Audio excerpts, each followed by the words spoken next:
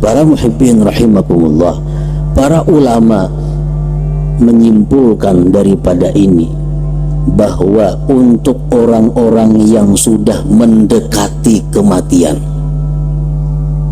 macam Rasulullah itu umur segini sudah 63 tahunan waktu itu. Nah, artinya orang-orang yang sudah berumur 63 tahun, alangkah baiknya mereka itu mencontoh Rasulullah Shallallahu Alaihi Wasallam, memperbanyak membaca kalimat tadi. Kenapa sebabnya? Karena orang-orang yang sudah berumur 63 tahun itu sudah mendekati akhir masa hidupnya, dan berharap dengan kalimat-kalimat yang diucapnya itu dia mati dalam keadaan husnul khatimah. Arti banyak itu berapakah? Sehari 100 kah, 200 kah, 300 kah? Salli wa sallim ya salam ala nabi khairil anam wal ali wa. Bismillahirrahmanirrahim. Assalamualaikum warahmatullahi wabarakatuh. Alhamdulillahirabbil alamin. Allahumma sholli ala sayyidina Muhammad wa ala ali sayyidina Muhammad. Sahabat channel Al-Madinah yang dirahmati Allah, kembali pada kesempatan yang mulia ini kita akan sama-sama mendengarkan tausiah yang akan disampaikan oleh guru kita Al-Mukarram Kiai Haji Muhammad Bakhit atau Guru Bakit. Semoga dengan wasilah tausiah ini Allah Subhanahu wa taala menambah ilmu kita. Mari kita simak videonya, tausiahnya hingga akhir. Rasulullah Shallallahu Alaihi Wasallam bersabda, Innan nasa dakhalu fi dinillahi afwaja wa sayakhrujuna min dinillahi afwaja. Zakarahul Mawardi. Ujar Nabi kita bahwasanya manusia itu masuk Islam berkelompok-kelompok, berbundung-bundung.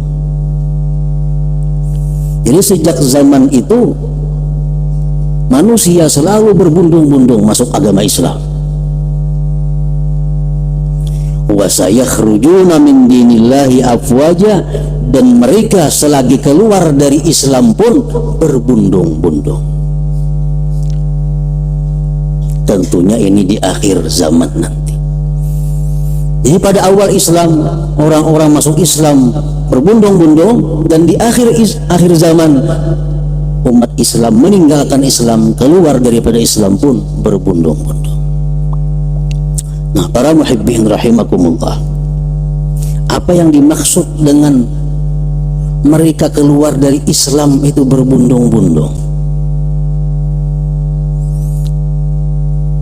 Bukan artinya bermurtad semuaan orang berbundung-bundung, bukanlah demikian yang dimaksud. Tetapi umat Islam itu nantinya di akhir zaman mereka berkelakuan, bertetangga, berkeluarga, berusaha meninggalkan apa-apa yang diajarkan oleh agama Islam.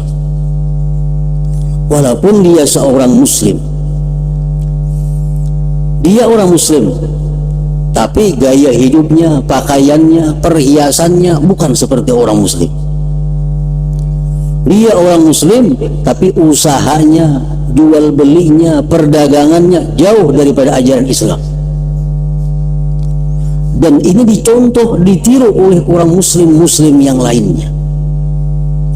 Ada usaha berhasil, walaupun usaha ini haram.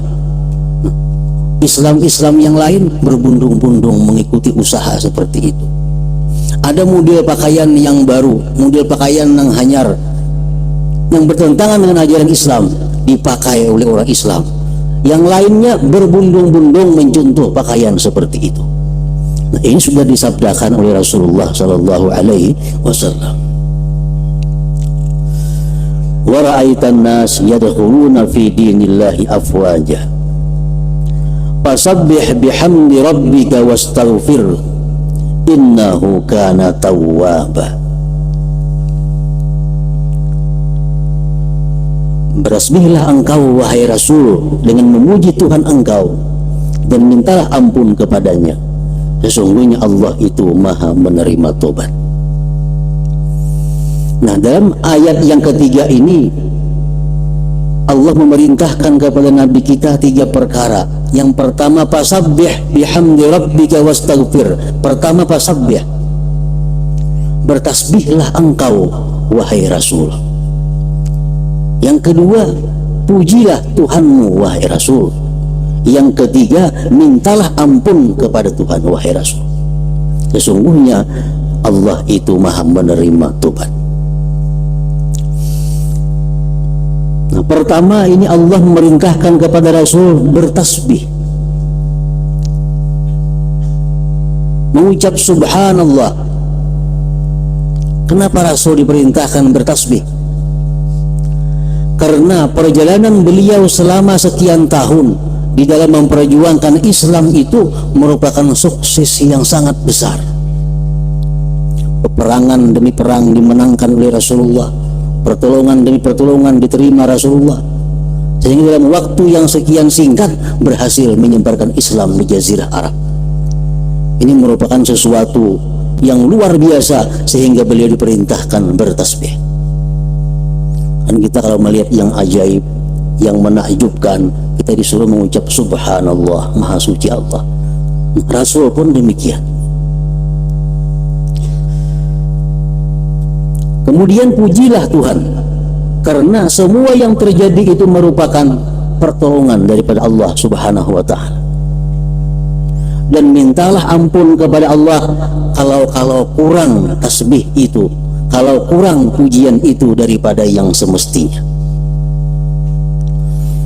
Innahu kana tawwaba, sesungguhnya Tuhan Allah subhanahu wa ta'ala itu menerima tobat. Nah, para muhibbin rahimakumullah, para ulama tafsir menjelaskan kenapa di dalam ini ayat innahu kana tawwaba, tidak ghaffara. Mestinya kan wastaghfirhu innahu kana ghaffara, minta ampunlah kepada Allah, Allah maha pengampun. Nah, mestinya macam itu. Tapi di sini bukan demikian. Allah mengatakan mintalah ampun kepada Allah, sesungguhnya Allah itu menerima tobat. Mintalah ampun kepada Allah, Allah menerima tobat. Nah, berarti di dalam ayat ini ada perintah yang tersembunyi. Perintah itu adalah bila mana kita minta ampun kita kepada Allah, kita mesti tobat, mesti menyesal atas perbuatan dosa-dosa yang kita lakukan. Kalau di mulut, di muntung aja astagfirullahaladzim, astagfirullahaladzim, tapi di hati kadang menyesali perbuatan dosa yang dilakukan, itu Allah kadang berkenan menerima. Bahkan kalau kita masih melakukan satu kemaksiatan, tapi kita di mulut mengucap astagfirullah, itu disamakan dengan mengulu-ulu Allah subhanahu wa ta'ala. Sebuah hadis menyatakan al-mustaghfiru bilisanih al-musirru biqalbih kal-mustahzi birabbih. Orang yang beristighfar dengan lisannya tapi mengekali berbuat dosa di dalam hatinya, itu seperti orang yang mengulu-ulu dengan Tuhannya. Jadi kalau istighfar itu ingin bermanfaat, istighfar ingin diterima Allah, mesti dibaringi dengan tobat. Makanya di sini Allah berfirman wastaghfirhu innahu kana tawwaba, minta ampunlah kepada Allah, sesungguhnya Allah maha menerima tobat.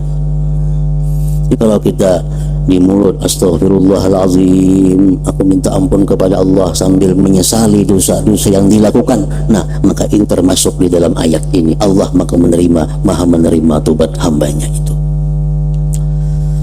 Para muhibbin rahimakumullah, jadi fasabbih bihamdi rabbika wastaghfirhu itu akan tercakup di dalam kalimat subhanallah wa bihamdih astaghfirullah wa atubu ilaih. Begitu ayat ini turun, Rasulullah mengucap subhanallah wa bihamdih astaghfirullah wa atubu ilaih. Karena itu perintah Allah, bertasbihlah kepada Allah, sucikanlah Allah, pujilah Allah, minta ampunlah kepadanya dan tobat kepadanya. Bila mana kita mengucap subhanallah wa bihamdih astaghfirullah wa atubu ilaih, maka itu merupakan bentuk pengamalan daripada ayat yang ketiga di dalam surah ini. Para muhibbin rahimakumullah, di dalam tafsir Al-Qurtubi disebutkan, manakala turun surat An-Nasr ini dan Rasulullah membacakan ini surah di hadapan sahabat-sahabat beliau, di situ ada Abu Bakar, ada Sayyidina Abu Bakar, Sayyidina Umar, Sa'ad bin Abi Waqqas, Sayyidina Abbas. Fafarihu wastabsharu, mereka gembira mendengar surah ini. Wa bakal Abbas, cuma Abbas yang menangis. Paman Rasulullah menangis mendengar Rasulullah membaca surat ini. Sedangkan sahabat lain tertawa gembira, karena ini ayat menceritakan pertolongan, kemenangan, orang-orang berbondong-bondong masuk Islam. Sayyidina Abbas menangis. Faqala lahu Nabi sallallahu alaihi wasallam, ma yubkika ya am? Kenapa engkau menangis wahai pamanku? Kata Rasulullah. Abbas pamannya Rasulullah sallallahu alaihi wasallam.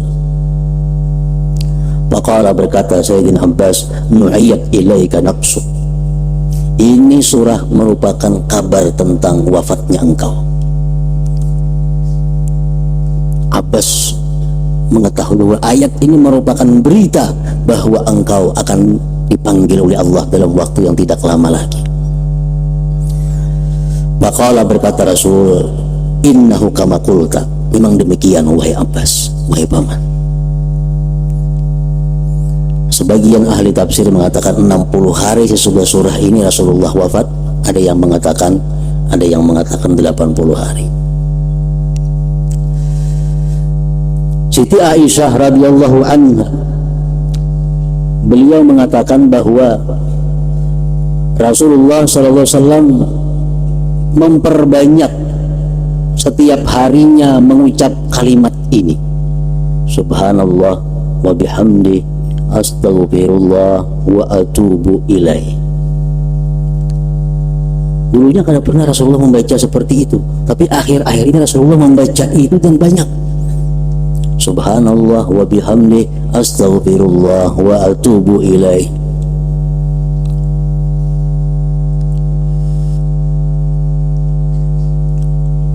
Aisyah berkata, ya Rasulullah, araka tuksiru min qawli subhanallah wa bihamdi astaghfirullah wa atubu ilaih. Ulun lihat engkau wahai Rasul banyak sekali membaca subhanallah wa bihamdi astaghfirullah wa atubu ilaih. Faqala, Rasulullah menjawab, khabbarani Rabbi anni sa'ara alamatan fi ummati fa idza ra'aituha aktsartu min qawli subhanallah wa bihamdi astaghfirullah wa atubu ilaih. Faqad ra'aituha idza jaa nasrullah wal fath. Ujar Nabi kita, Allah Tuhanku mengkhabarkan kepadaku bahwa aku akan melihat tanda-tanda pada umatku. Bila aku lihat tanda-tanda itu, maka aku memperbanyak membaca subhanallah wa bihamdi astaghfirullah wa atubu ilaih. Dan tanda-tanda itu, kata Rasulullah, sudah kulihat. Apa tandanya? Idza jaa nasrullahi wal fath wa ra'aitan nasa yadkhuluna fi dinillahi afwaja fasabbih bihamdi rabbika wastaghfirhu innahu kana tawwaba. Para muhibbin rahimakumullah, para ulama menyimpulkan daripada ini bahwa untuk orang-orang yang sudah mendekati kematian, macam Rasulullah itu umur segini sudah 63 tahunan waktu itu. Nah, artinya orang-orang yang sudah berumur 63 tahun, alangkah baiknya mereka itu mencontoh Rasulullah Sallallahu Alaihi Wasallam memperbanyak membaca kalimat tadi. Kenapa sebabnya? Karena orang-orang yang sudah berumur 63 tahun itu sudah mendekati akhir masa hidupnya, dan berharap dengan kalimat-kalimat yang diucapnya itu dia mati dalam keadaan husnul khatimah. Arti banyak tuh berapakah? Sehari 100 kah, 200 kah, 300 kah? Subhanallah wa bihamdi, astaghfirullah wa atubu ilaih. Ini dilakukan oleh Rasulullah sallallahu alaihi wasallam. Nah, nang kada tuha apa? Kada salah aja membaca itu. Cuma nang tuha perlu banyak, itu maksudnya. 40 30 bagus sih membaca. Cuma nang tuha-tuha nang sudah parak, nah itu perbanyaklah membaca itu agar wafatnya dalam keadaan husnul khatimah, mendapat ampunan dari Allah Subhanahu wa taala. Shalli wa sallim